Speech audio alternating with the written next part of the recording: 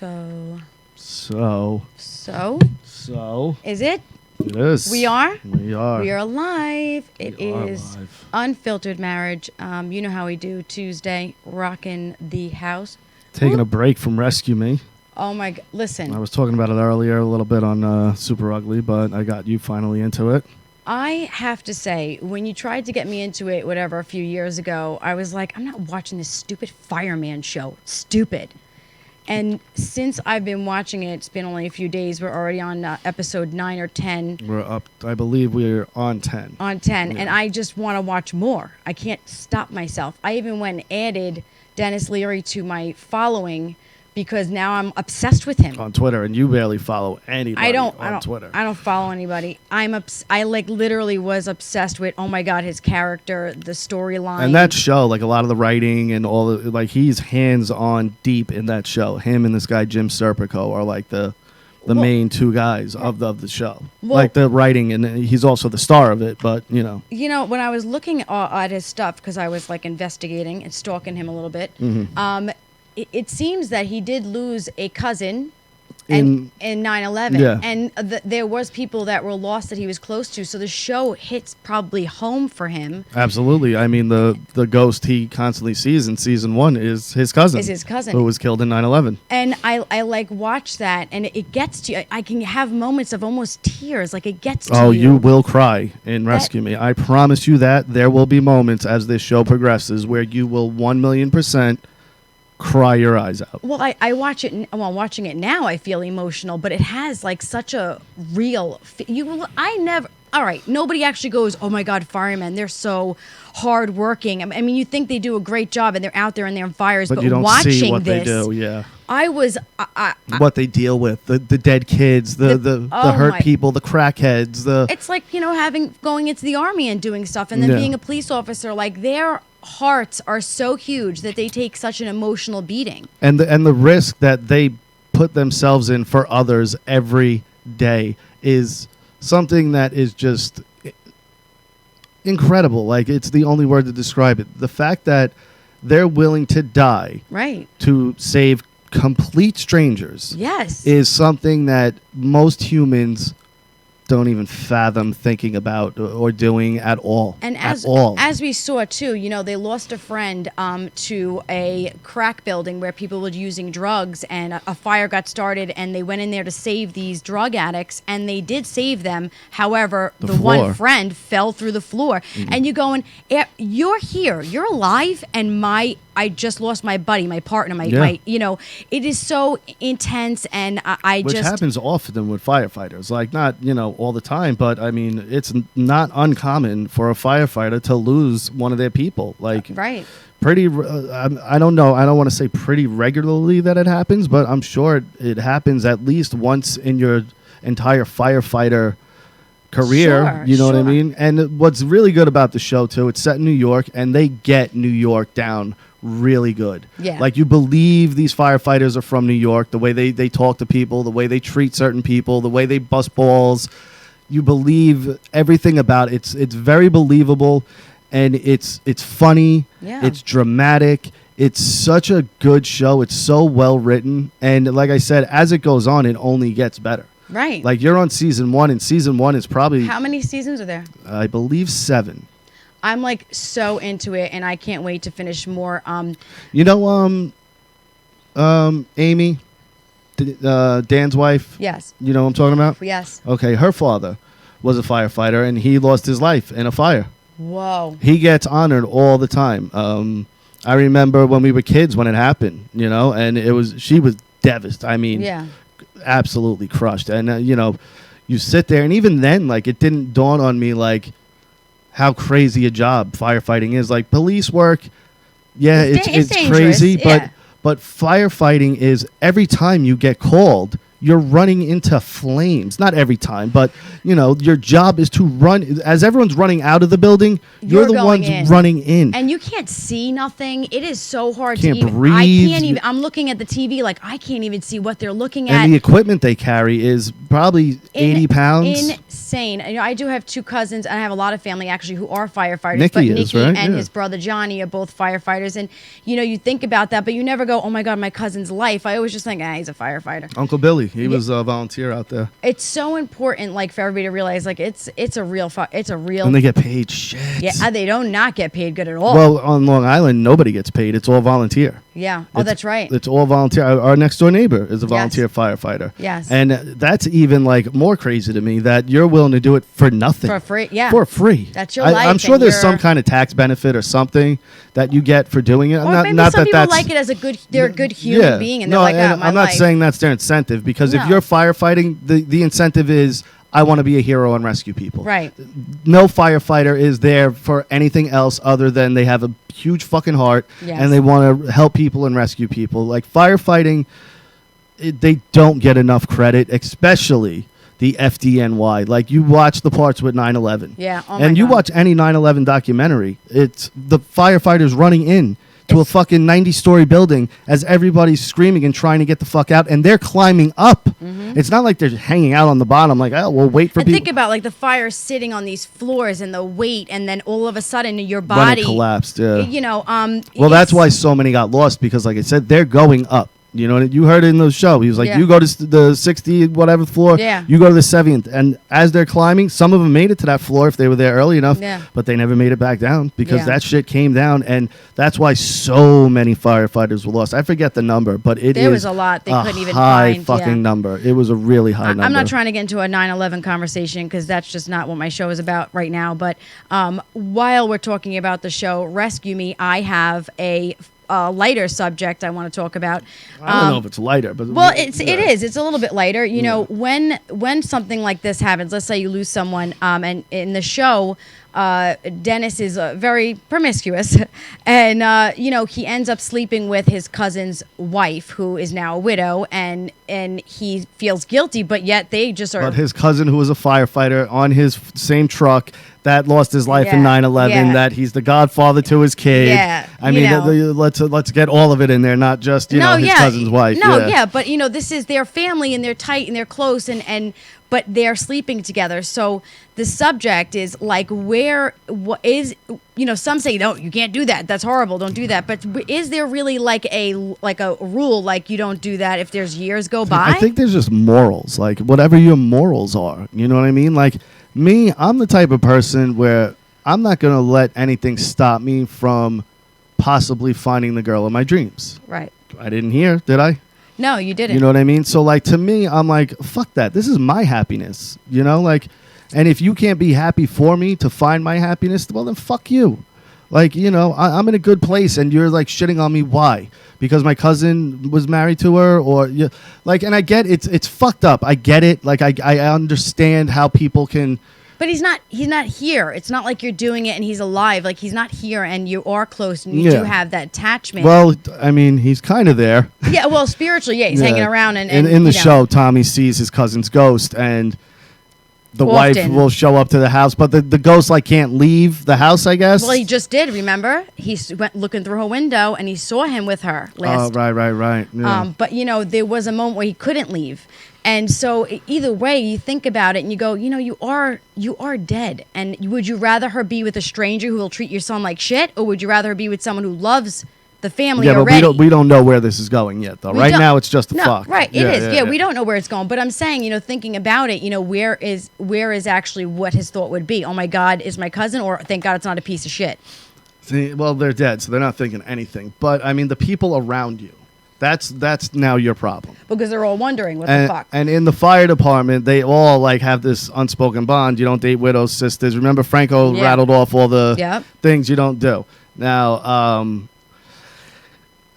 like I said, I'm a firm believer of, hey man, if it works, it works. I'm sorry that, you know, you feel shitty about it, or, you know, she's a widow, or she's your ex or your sister, or whatever the case may be, but like I said, if we're happy... Love is love. You fall in love with who you fall in love with. Exactly. And if we're happy, why the fuck are you, like, surly about it? Like, what do you want to fuck your sister? Right. Like, well, yeah. You know, well, like, it's just a weird thing. And again, I understand the other side of it. I really do. Yeah. I get it totally. And, you know, sometimes I guess depending on the situation or the person, I'd be like, wow, what a piece of shit you are.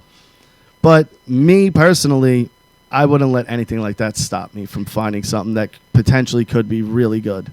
I guess at this point, like my outlook on it, because I know the backstory, I'm not bothered by it, and I don't think he's a piece of shit or she is. It kind of just, they fell into each other, kind of just happened.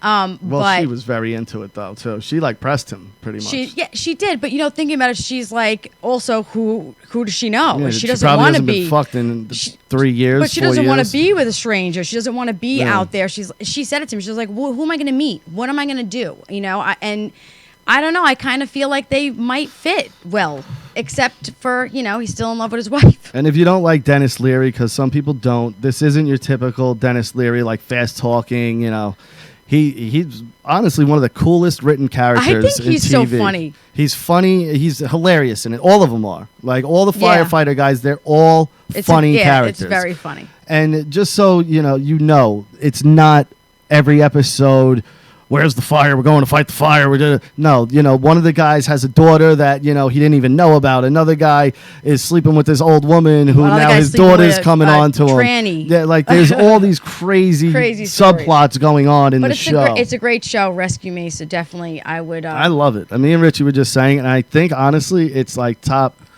3 to 5 all-time dramas. I've never been stuck beside Sopranos. That's what I mean. I am like stuck on this. I love Sopranos. You'll watch Sopranos no matter what. But there's Sopranos, obviously, The Wire, Rescue Me. We brought up Kingdom, and Kingdom because we watched it together. Obsessed. I think me, you, and Richie are the 3 people who watch that show, and it is the greatest fucking show of the past 10 years, hands down. Nothing even comes close to how good the acting, the writing, the storylines, and the holy shit moments, and then Keith, the comedic relief. It was such a perfect fucking show, and it was on Audience on DirecTV. And then you can't even find it. Like, it's now on Amazon. You have to pay to watch it. Yeah. It's fucking. They have made it impossible to watch that show. And who was it recently that wrote something? Someone like out of nowhere just went and praised this show because they were watching it, I guess, during quarantine. Yeah. And let me pull it up, Frank Grillo's, because I'm pretty sure he reposted it. Mm-hmm. But it was a very, very good show. Oh, James Gunn, the writer of Guardians of the Galaxy and Slither, the director. He wrote 10 most underrated binge-worthy shows of the 2000s to fill your time in quarantine. And his first one out of 10 slides on Instagram was Kingdom. Yeah. It really was a great show. So he made a point to be like, this is the one you all need to watch. Because if you're scrolling and you don't scroll left, you're only going to see Kingdom. And that's coming from James Gunn. The character storylines, the way the characters work together, Jay the way and Ryan alone. Amazing. And then fucking the Jonas Brother, like if you see it and you go, there's a Jonas Brother in it, he murders this fucking show. Yeah, he's so good in it. Incredible in it. And he has the biggest holy fuck moment of the show. That you'd never know. Towards the end, I'm talking about. Oh, yes. Oh, my God. That's what happens.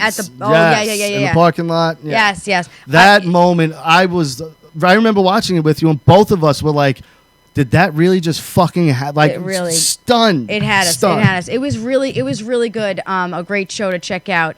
I don't want to get off the subject really quick about... Real quick, one more thing about Kingdom. Jonathan Tucker, he's the guy who plays Jay Acuna in it. Yeah. This kid... I don't know why he's not in everything. Oh my God, he's so good. Because the emotional range this kid shows in this show, he goes from whimpering, crying to the most psychotic fucking person on the planet. Like in the blink of an eye. Dope-ass fighter. Yeah, in the blink of an he is fucking amazing. Yeah, Jonathan Tucker. Yeah. He's so good in it. He is good. I'm sorry. Go ahead. That's all right. So talking about the whole, would you be with the widow if the cousins? Let's talk about something else like that. Let's just say, your sibling is dating someone and you become friends with this person. You're kind of all right with them and you have like some type of friendship, and so it doesn't work out, and you want to be friends with this person. Maybe the sibling doesn't want you to, or maybe it makes things difficult because the relationship's talked about and you don't want to be in the middle. But shouldn't it be that, adults are adults, and if you want to be friends, you could be friends as long as they don't discuss or talk about the other person. That's the thing. It's hard to do. As long as there's no ulterior motive from the third party, because the brother and sister are always going to be brother and sister. You're the brother or sister, whatever. Whatever it is. You're the outsider here.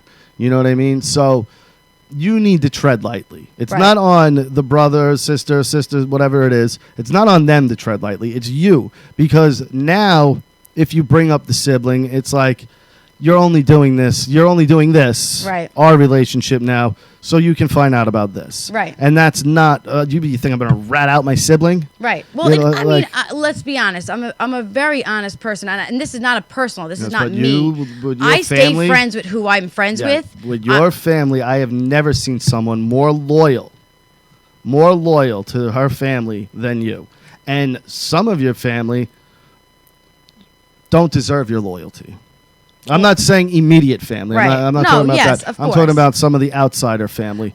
They don't deserve your loyalty, and you still give it 100%. And I look at that and I go, I love that part of you, but I hate it because sometimes you let people take advantage. Right. And I'm like, your heart's too big. And if I say something, you're like, leave me alone. It's my family. I'm doing what I want. And I'm like, and I hate to see it sometimes. I know. And again, I'm not trying to make this a personal. I'm not having an issue. I'm asking opinions because I'm the type of person where, if I'm fine with you, I'm fine with you. As long as there is no disrespect and there's no saying things that I shouldn't know. Like, I don't want to know anything sexual. I don't want to know anything about, there's lines you have to try to stay with. But, I think of that. And when it comes to loyalty, as far as my family is, I have had great loss. I mean, I think in 13 years, I've lost 9 people in my family, and I love my family. It's my family. I love my family, even if I don't like them. I love my family. So I wonder, because I like to make friends, and I want to be friends with people without having. Should I be or can I be? So as adults, shouldn't that be a spoken? Can you handle being friends without? Shouldn't that be an unspoken thing? Like, people can't. That's the thing. Like, people can't. Like, you think. Excuse me. I'm sorry. You give too much credit to people for being who you want them to be, and you will look past major flaws in people.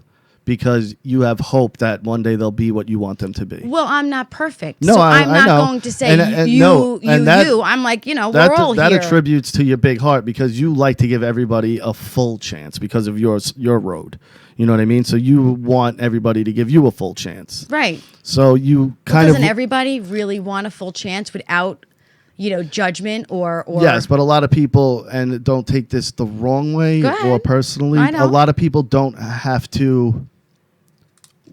And you don't work for it, but like, you have some kind of redemption thing that you have because of your past. You know what I mean? So like, you want it more. Like, you want to know that, we're cool. You like me.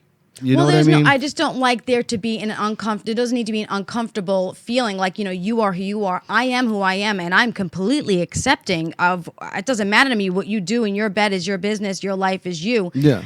There's not a lot of people who feel that way. They look and go, well, when you were 15, I'm like, dude, I'm fucking 39 tomorrow. Well, exactly, tomorrow I'm 39. Happy birthday to me. That is right. Happy birthday to the most beautiful girl in the world. Thank you. Now, me, I'm the complete opposite. I'm just like, I don't give a fuck about your story. I just don't give a fuck about you and don't want to give a fuck about you. So please leave me the fuck alone. Right. I won't directly say that, but I can be super standoffish where people will talk to me and I'll just look at them and go, yeah, well, and there'll be no one over here. It's not like I'm looking at someone. I'm just letting you know I don't want to be doing this at all anymore. Right.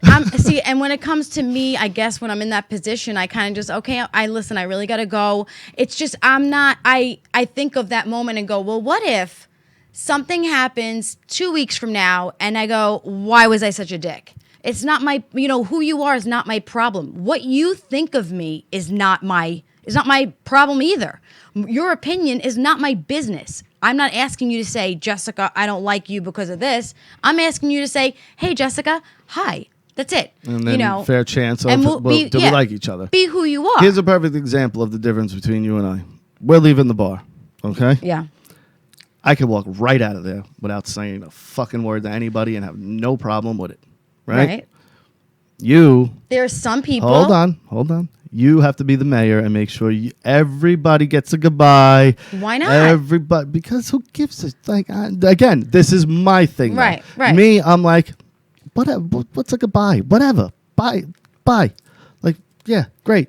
Because a lot of the time now I get caught up in dumb shit as I'm trying to fucking leave. Yeah. Hey, before you go. All right. So my goodbyes are longer than yours. But no, but what I mean by that is that you have the personality of you like to talk to people, you like to be around people, you like to have fun with people. Where me, I can have fun with one person and have the best time in the fucking world, and I'm not a huge crowd person because of my old jobs and being stuck in crowds all the time and being stuck in situations where I'm just like listening and just waiting for them to shut the fuck up so I can walk away. So like I really have a low tolerance for people because of the club work and the bar work and all that shit. All right. Well, let me ask you this. All right. So do you believe that you come across someone for a reason? Do you believe that people come in out of your life for a reason, for a lesson, or for whatever it is that you're in their life, whatever they came into your life? Whether it be they need something from you emotionally or whatever, or you need something from them. Do you believe that you fall into someone? I don't believe it's like this fateful thing that we were destined. I think it happens, and it's more by coincidence, if anything. But I don't think there's like this destiny that was laid out and. Maybe not a destiny, but maybe an energy that a energy that circles around people who need to bounce off each other for growth. Like, relationships I've gone through in my past, I feel like were all necessary. You know why? Because I'm here now. I feel the way. So I think like if I didn't have all my life lessons prior to me and you starting to talk and hang out, it may not have worked. Right. If I didn't have certain relationships. It may not have worked because I learned a lesson from that relationship that now carried over into this one. Right. You know what I mean? Of, okay, don't do that. People seem to really not like that, or, well, one time someone did this to me, so now I know the signals of something like that. Or, you get what I'm saying? Right. So, of course, you learn life lessons, but I don't think it's a laid out, thing. See, my personal opinion is I feel like in my life, no matter what corner, I would never go, I wish I could go back, because everything that has come to me or hurt me or made me happy or built me to the woman I am today, I'm appreciative of all those, painful or not, because now I look and go, there might be a reason that this person didn't talk to me for 4 years, but we can talk now. You and I didn't talk to each other fucking years, and then someone else brought us into each other's life again, and then here we are now 8 years, and we are madly in love. We talk about all the time how this is it. It works because it's right, our connections, our past, how we feel. So I feel like in now my life, if I'm walking and someone, a woman in the store, let's just say, we're walking through the store and all of a sudden this happened, a thing of sauce fell on the floor, splattered everywhere, and I have a bag of baby wipes and Lysol wipes in my front pocket as I shop now, and I'm looking at her. Everybody's walking by. She got sauce up her leg. And I'm going, you know what? I was meant to have so many in my pocket today. And I walked over and I gave her a handful. And I was like, here, help you clean this up. And the people working there was like, watch out for the sauce. She fell right in it. I'm like, oh my God, this really happened. You didn't tell me about this. This happened like How old was she? She was probably my age, like 30, 40. Yeah.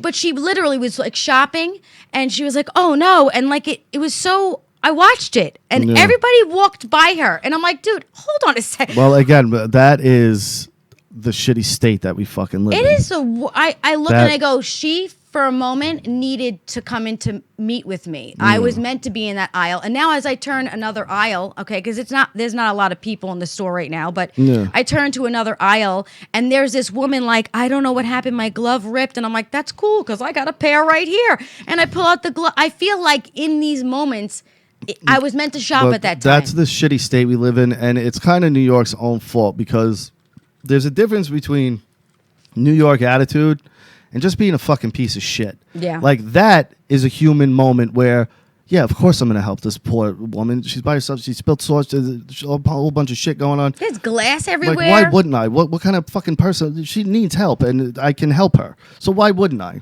And listen. But there's also the New York attitude of, ain't my fucking problem.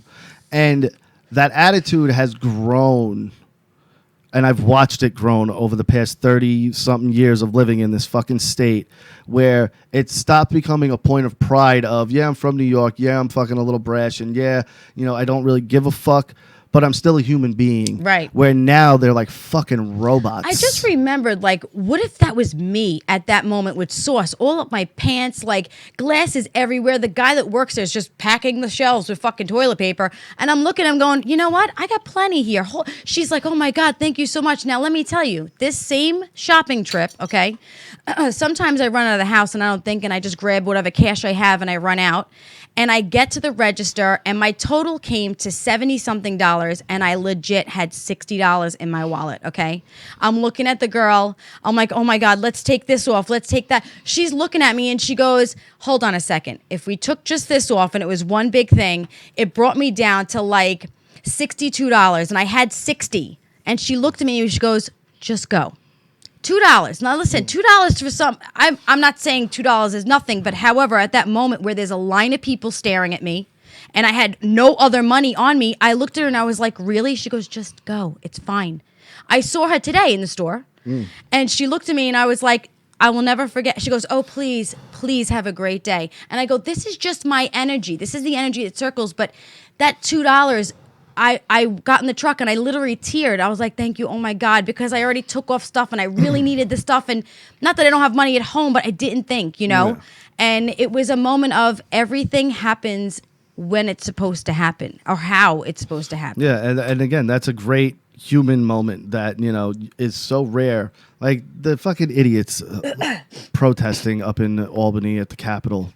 I saw this video yesterday. And I'm like, New York, you're better than this. Like, this is not...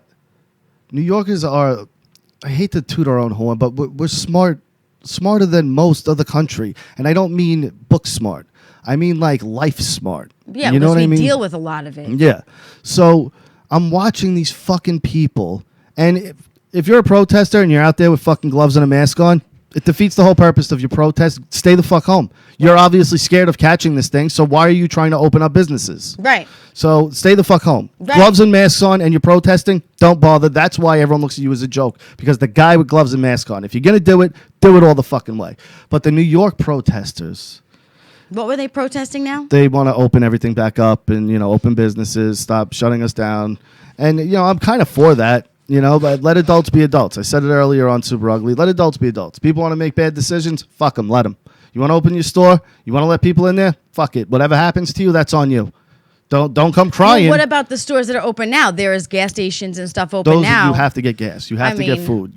Certain things, and it sucks. Those people have to work, and some of those people are dying, and they're getting really sick, and it sucks. But certain things, like what would we do if King Cullen wasn't open, or ShopRite wasn't open? Right, there's no food store. I mean, I don't know what the hell you can't we eat. do. We don't have gardens. You don't eat then, and you die from starvation instead of fucking corona. Oh my God! But it's so like. But I'm watching these fucking dumbasses. The one woman they interviewed was a complete fucking moron, going into the Illuminati and all this other shit. What? But one guy, he's got a sign, and he's doing a fucking hump dance like he's at a Buffalo Bills tailgate party.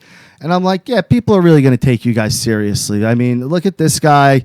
You got masks and gloves. Half of you got masks and gloves on. People are doing hump dances. The other one's talking about aliens and Illuminati. Yeah, you guys are really getting it done. Well, that's also brings me to another subject. But hold on. I wasn't done. And that, I look at that and I go, my caption was, what the fuck happened to the state I once loved? Like, this would not happen 20 years ago in New York. Like, you're smarter than that. We're the epicenter of this fucking thing. Are we smarter than that? Well, because wait, now listen. As you're talking about 9/11, though. I am. 9/11 was handled so good, and I mean, as far as like people coming together and people unity, and you know what I mean, and for people to be so just naive to what's going, especially in New York City. Like New York City it's bad. It's bad. There's a lot of fucking deaths in New York City. There's a lot of people fucking sick. And you can't, if you open this thing up, I get it. Everyone's itching. I am fortunate enough that I get to leave the house. You're itching. People are itching to get the fuck out. But all it takes is for another outbreak to happen. You know, like we got to figure something out before, we all decide, hey, let's go back to normal. Because you can't right now. You just can't.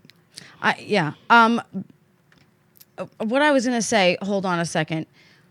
What I wanted to say is, okay, so these, whatever with the protesters, my thing is we have all this seriousness going on. We got to shut everything down. But then let's talk about all of these TikTok videos we're getting of the nurses and doctors outside the hospitals dancing. They're doing these challenges on TikTok. It's like a big fucking joke. And as these people are in there on ventilators and dying, and there's so many people dying, they're in there dancing like as if it's fun. Because why? Well, hold on now. In their defense, and trust me, I hate TikTok videos, and I think they're absolutely ridiculous. In their defense, though, if that's the 30 seconds of happiness and fun these people get to have because they are constantly around doom and gloom, I don't see anything wrong with it as long as they're not needed at that very moment. There are other people on staff. Maybe it's their break. Maybe I saw a video with 20 people. All right, maybe they were all. Maybe all their shift ended. You know what I mean? Maybe, but we don't know the situation fully. We don't, but what we're being told is that there's not even enough workers. They don't have enough equipment. They're running around crazy. The equipment people thing, are dying. I haven't heard workers. The equipment thing, yes, but I haven't heard there's not enough workers. Well, there's so many rumors that go around. Who knows what you hear? But I'm looking at it going, if there's so many serious things going on, why are we dancing in circles right now? Why are we acting like, I don't know. It bothers me that don't leave your house, don't go out, don't talk to people or have parties. But these nurses and doctors are all dancing in front of the hospital like this isn't as serious as it is. I get that maybe it's in poor taste. That I could say that maybe you shouldn't be doing it in front of the hospital. If you want to do your little TikTok video, don't be in your nurse uniform and do it in front of the hospital. Just go do a TikTok video when you get home. But like I said, also to them, maybe it's, hey, we're a team here. We're all banded together. We're all going through this together. Let's have a little fun moment in the fucking nightmare that we're living right now. That's the only thing I could think of. I don't know. That makes sense, at least. You know. Either way, I just thought about that because I was seeing all these updates about this TikTok, that TikTok, and I'm like, I don't know why you're doing that if you're in such a sad place and such a sad moment. Do you want to talk about let's talk about Korea. Kim Jong-un? Yes. Yeah, no one knows. Big mystery. Is he dead? Is he alive? Apparently he had heart surgery. Yeah. And he's been in critical condition. They said he's on a support, but he's brain dead. But again, these are all rumors as far as I'm concerned right now. Like North Korea. I wonder if Trump could call him. Trump says he knows exactly what's going on. Oh, really? But it's not his place to fucking reveal it. Oh, you know what I mean? See. Oh, well, at least he knows his place. Well, he's friends with Korea. I mean, as far as we saw, he was the first president over there in how many decades? Again, we don't want anybody to fight with us, but that was like kind of cool that he killed that beef we had. Well, I don't think he killed the beef, but at least they don't maybe despise America as much as they did.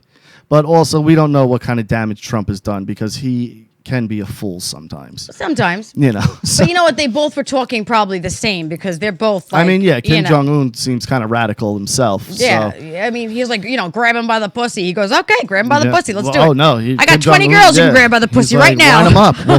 We'll play a game. We'll do a train of Who grab can do pussy, the most fucking pussy grab. grabs in 60 seconds? Let's go. I want to talk about something else a little bit that I had put in my notes. I want to talk about... I think we touched a little bit last week about it, but this came up recently for us, and we're very honest with each other, so I want to talk about it. When you are intimate with your significant other, or when you're, being together, like, does everybody out there have the same relationship that we do, that we could be like, don't do that, or I didn't like this, or this is not cool, or the thing we had was Rocky loves taking his time, and he loves We have an incoming call from Devious Dave Rose. Okay, let Dave call in. I want to get back to stuff. We will. Hey, baby, how are you? Dave. Good evening. How are you? I'm doing okay, I guess. All things considered, I hope you and your family and all your loved ones are doing well. We are. Considering thank you. You are in the state of New York. Where so far, so good. And, your governor. We're perfect.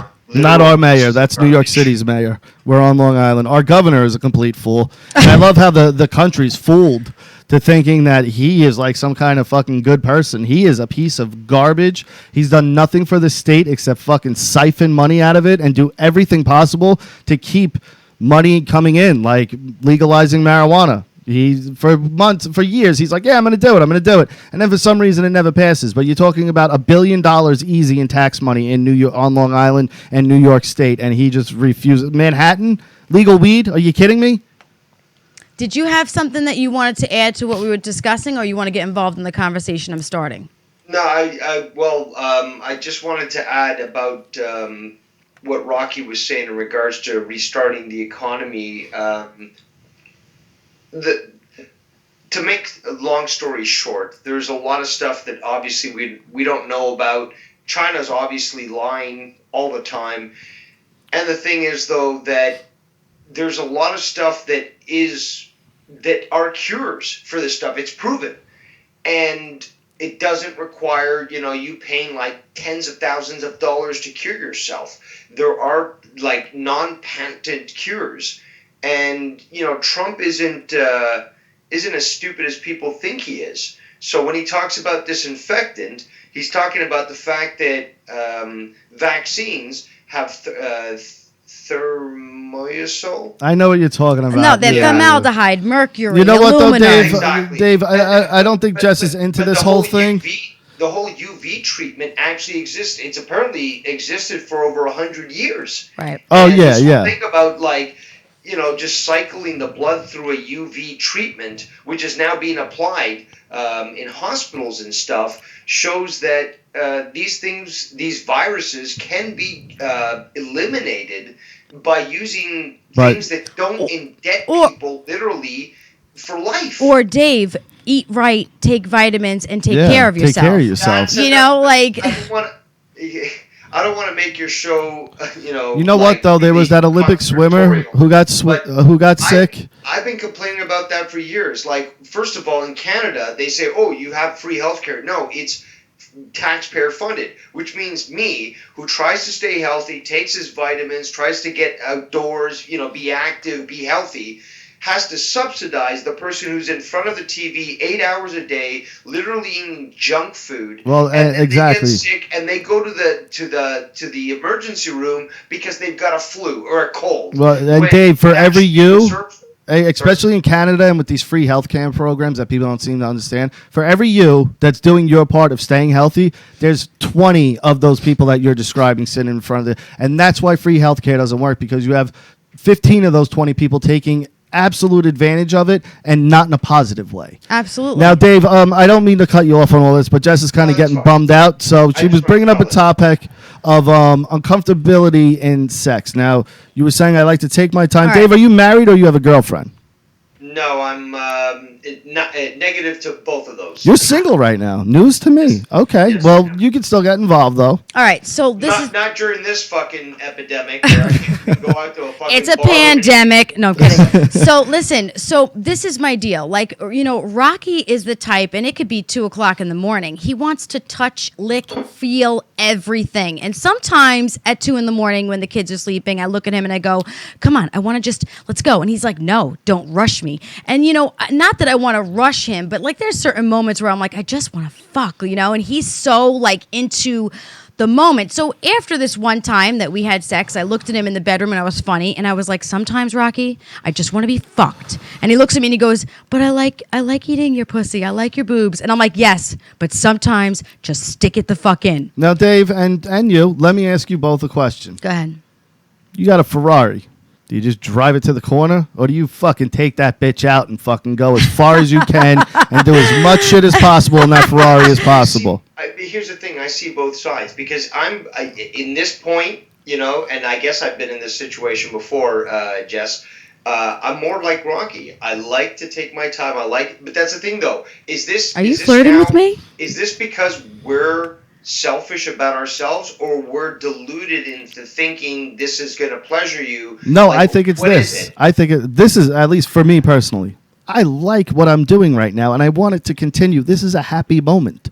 I don't want this happy moment to end so fast. That's what I'm saying. I want it to continue. I'm siding with you. Yeah. But, like, you know, I can see Jess's side, too, because I've been there, too, where I've, you know, just said, you know, let's just fuck. Like, just... Well, that's the thing. As the guy, you're very rarely the fucky. You're usually the fucker. But you know what I mean? No, but there's been times where I've been with a woman where she's like, let's, you know, no foreplay, let's just go. Let's just fucking just pound me. And that's how it's been. But let me listen though, Dave. The thing is, though, it's communication. Right, but you don't have 3 kids in the house. I have a 20-year-old downstairs. I have a 4-year-old and a 10-year-old on opposite sides of our bedroom. So I'm like, sometimes I'm going, let's just do this and be quiet. And he doesn't want to. He's like, fuck that. I don't care if they wake up. And I'm like, yeah, but when they knock, I have to go out there and deal with them. Why don't you go to the car? You know what? That's uncomfortable. What am I, a teenager, dude? I'm not a call girl. I'm not a teenager. You know, I'm also not a lazy person. When I want it fast, I'll fucking throw them down. I'll do all the work. I'll get on top. I'll whatever. Yeah, if you're worried about the kids, then at least go to a soundproof, location. Soundproof. We got neighbors who like totally want to sleep with me. I cannot go anywhere soundproof. I'm not kidding. I have a neighbor set that would love to have anything they can. I can't do any. We used to be frisky before Valentina in the backyard. We've had sex in our backyard. Mm-hmm. We've had sex on a chair in the backyard at 2 a.m. But once we had Valentina, middle of the backyard too, not like on the deck. Yeah, like all my neighbors. I know they saw me. I know they saw me. But this is the question. So in the relationship, we're very honest with each other. How come I find, even when I talk to people I know, that they can't tell their lover or husband, this isn't working for me, or I don't like this? Like, why are people afraid of being honest with because their relationship is a farce. If you can't be honest with somebody that you're with and you can't tell them, hey, I don't like this sexually, your relationship's a farce and you're lying to each other about a ton of other shit too. That's why. Wow, that's a pretty big jump.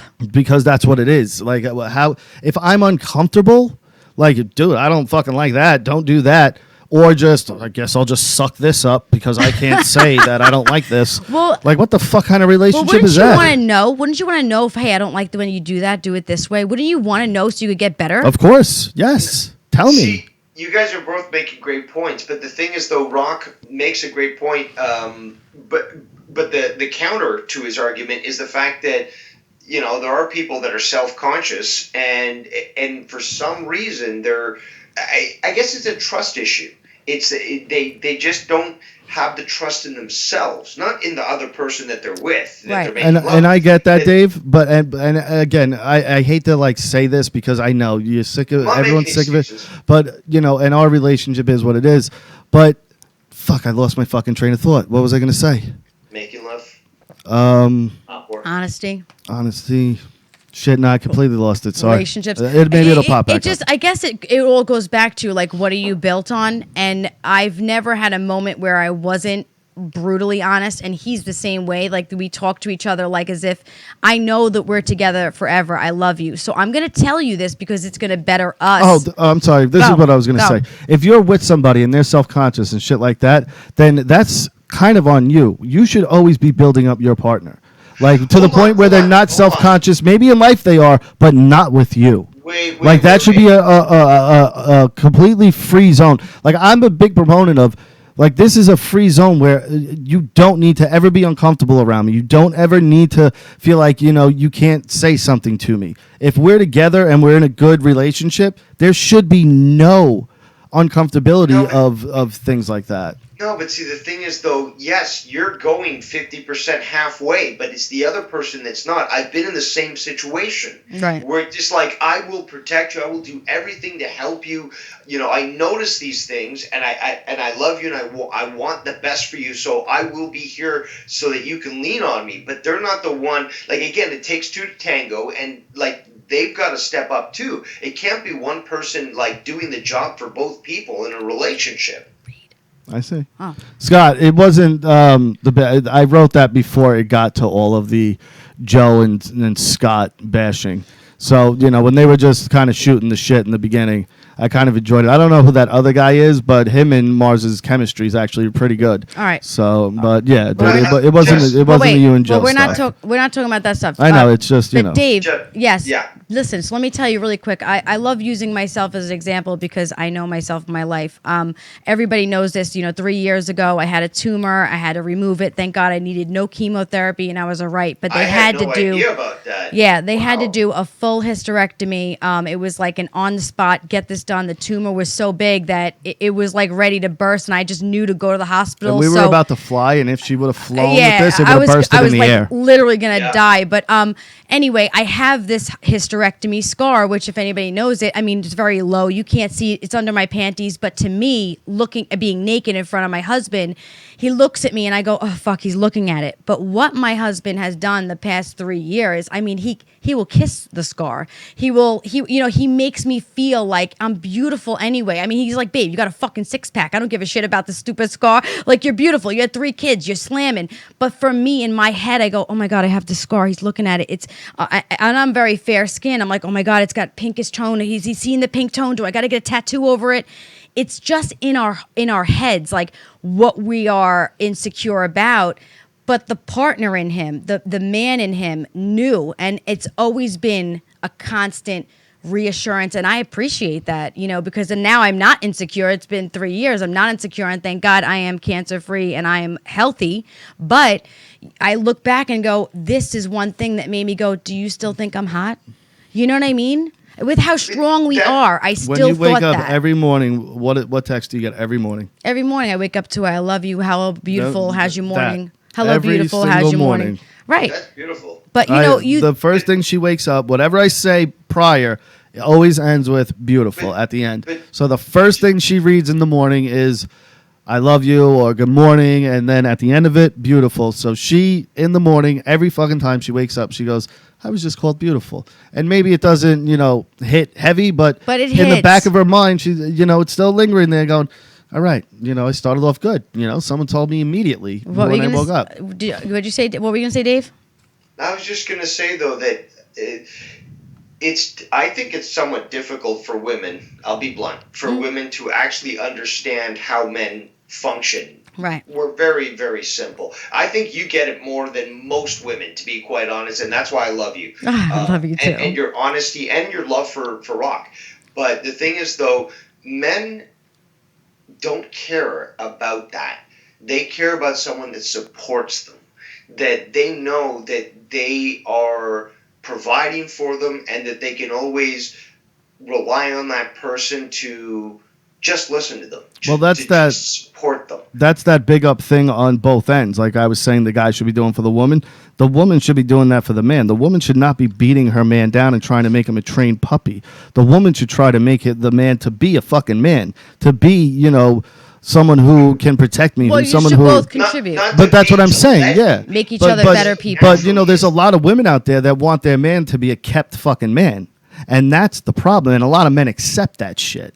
That's the bigger problem. A lot of men need to be like, yo, what the fuck you doing? Like, do you want me to be your husband or you want me to be your fucking dog? Right. No, there is a big difference. In a lot of relationships, I see that. Who has to have control? Who loves who more? Who said no and I have to do it? No, I get that. But as a visual thing, you look and you go, fuck, you just thinking to yourself, like, yes, I know that I have a beautiful body. I know I had 3 children and I know that I take care of myself. But in my head, I go, there's a fucking scar there.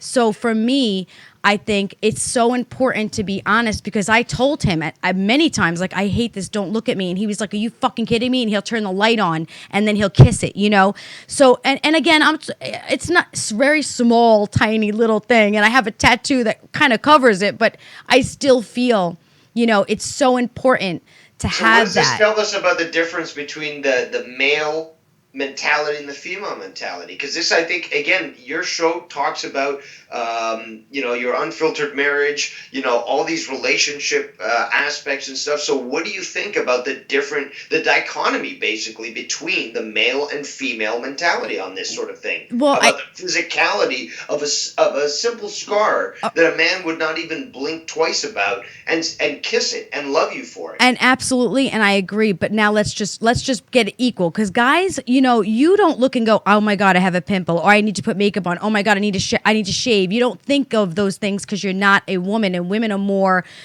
feminine and visual, and they want to be, they have this outlook of what they have to look like, and looking at Hollywood.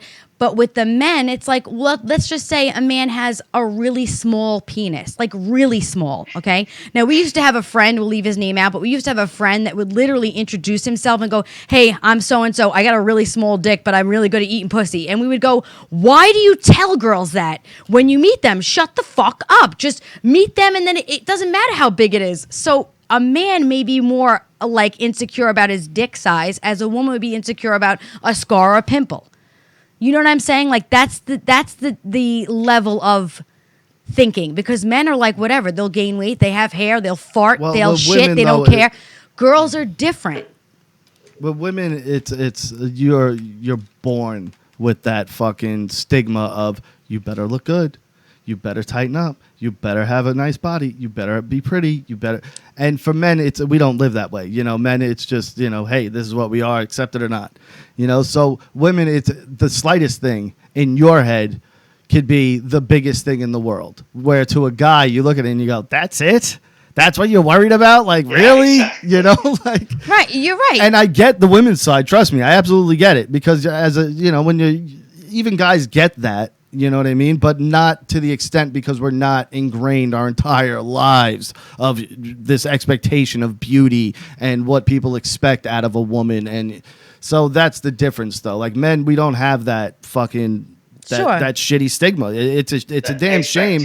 And I hate it, because I have 2 daughters, and I sit there and I go, you don't need to do this. You're beautiful without all that shit, But again, it's your whole life you're told this is the way you're supposed to be, and not by your parents, not by whoever, by society, by what you watch on TV or what you see on the internet or what music you're listening to, by your supposed girlfriends that will talk nice to you in front of your face and then like shit talk to you. I am so glad you said that. There's my next subject, right? Why the fuck do you hear your friends and people talking shit about their spouses and then who they're with? Like, why are you with that person if you can say these things behind their back and then go home, hey, you want to eat dinner? I think then obviously you're with the wrong person, but you need to think about the type of person you are. You shouldn't do that. Like, I would never talk shit about my husband to my friends. If I got a problem with him, I'll go to him, or I'll call his mother straight up. And he knows that. All my friends get taken back because I won't do that with you. I always big up my wife. I'm like, no, not my wife. She takes care of me. Let me tell you why, though, Dave, why I speak to his mom. Because I could call his mom and be like, Rocky, and blah, blah, blah, and she'll go, okay, you know what we're going to do? And she will never judge him. That's her son. If I call my mom...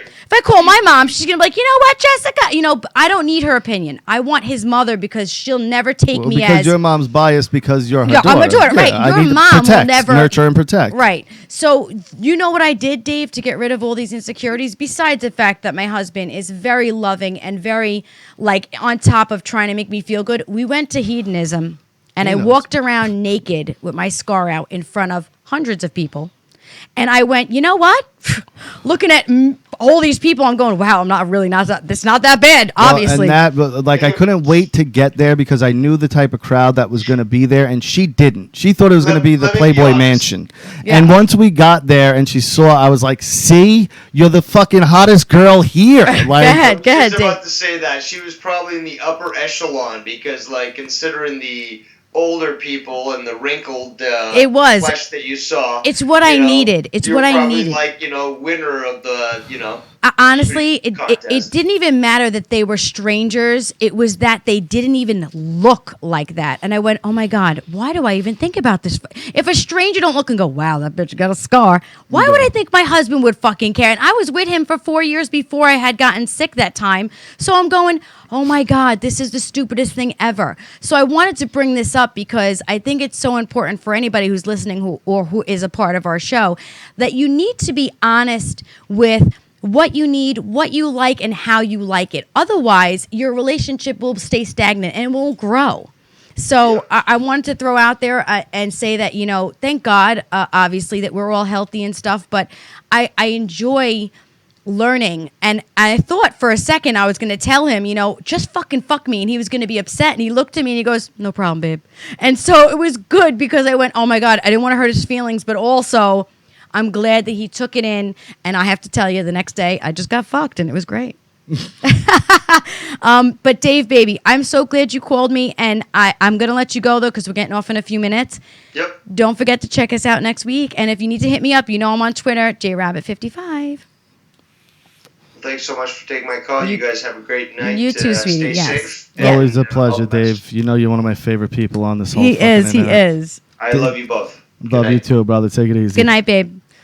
Sorry, I took my headphones off. Don't take any more calls. My ears hurt. I'm closing Skype now, so don't call. Yeah. But, I wanted to say, I know we start off in a certain area and we bounce around because there's so many things to talk about and so crazy. But I really appreciate the conversation and the reciprocation and the honesty and respect that I have in our relationship and with everybody who's a part of our show. Real quick, I just want to say, Scott, I know a lot of people are on the fence about Scott. I was at a point, but now I like Scott. I get along with him, so I got no problems with the guy. Get along is not the case. Actually, Scott and I could talk for hours about crazy fucking things, and I got love for you. But Scott recently had a serious tragedy. He had a flood where he lives. Like this flood, you can go on his channel. If you see Drama Club there, go to the channel. You can see the videos. It's I'm so sorry. Crazy, like the water, everything. So I don't know if Scott, how much stuff he lost or anything, but I know he's got Patreon and all that kind of stuff. So go over to his YouTube channel and, if you can donate anything or help him out in any way. I don't know what kind of damages he accrued yet. I asked him in the chat. He hasn't gotten back yet. But either way, I'm sure, he's lost something. So if anyone can help or, sign up for his Patreon, go help a brother out. He's it's weird. Like I wouldn't think Canada would get like a flood like that, but you never know. You live in your own bubble, and I always say this: like you live in your bubble, and you don't think of places like that, but you never know. Everything. We're sending you love, though, Scott. Yeah, I'm going to talk to you. Scott, hit me up in the DMs, Facebook. Guys, thank you again so much for tuning in, and I hope I get to see you next week. We appreciate it. I love you guys. Happy Tuesday, and we'll see you next Tuesday. Bye.